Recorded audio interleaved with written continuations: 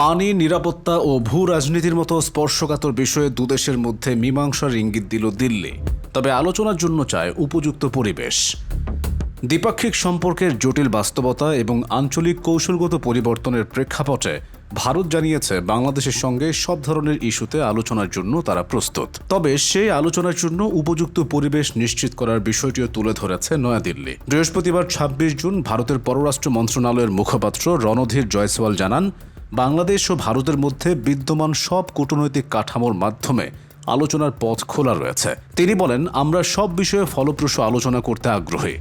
দুই দেশ মিলে ৫৪টি নদী শেয়ার করে, এর মধ্যে গঙ্গাও রয়েছে। জল বন্টন ও নদী ব্যবস্থাপনার বিষয়ে যুগ্ম নদী কমিশনের মাধ্যমে নিয়মিত আলোচনা চলছে। তিনি আরও জানান, এসব ইস্যুতে কর পরিষদ ও আমন্ত্রণকারী রাজ্যের সঙ্গে অভ্যন্তরীণ ও কাঠামোগত আলোচনা অব্যাহত আছে এবং দুই দেশ এক দৃষ্টিভঙ্গিতে এগোচ্ছে। তবে তিনি স্পষ্ট করেন, আলোচনার জন্য সঠিক পরিবেশ বজায় রাখাটা জরুরি।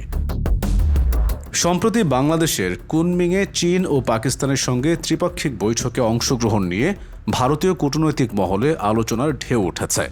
এ বিষয়ে জয়সওয়াল বলেন, ভারত সবসময় আঞ্চলিক ঘটনাবলীর উপর নিবিড়ভাবে নজর রাখে, বিশেষ করে যখন তা আমাদের স্বার্থ ও নিরাপত্তার উপর প্রভাব ফেলতে পারে।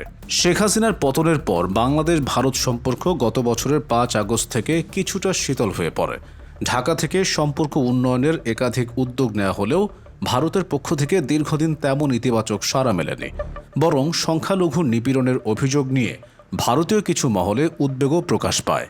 বিশেষজ্ঞদের মতে, তিস্তা এবং গঙ্গা নদীর ঐতিহাসিক জল বন্টন চুক্তির নবায়ন, নিরাপত্তা সহযোগিতা এবং আঞ্চলিক ভূ রাজনৈতিক উত্তেজনার প্রেক্ষাপটে নতুন করে আলোচনা শুরুর এই বার্তা অত্যন্ত গুরুত্বপূর্ণ। তাদের ধারণা, সময়োপযোগী ও আন্তরিক আলোচনার মাধ্যমে বহুদিন ধরে অমীমাংসিত থাকা বিভিন্ন ইস্যুর বাস্তবসম্মত সমাধানের একটি সুযোগ তৈরি হতে পারে। মিনথাল আহমেদ মাসুম, খবরবাজ।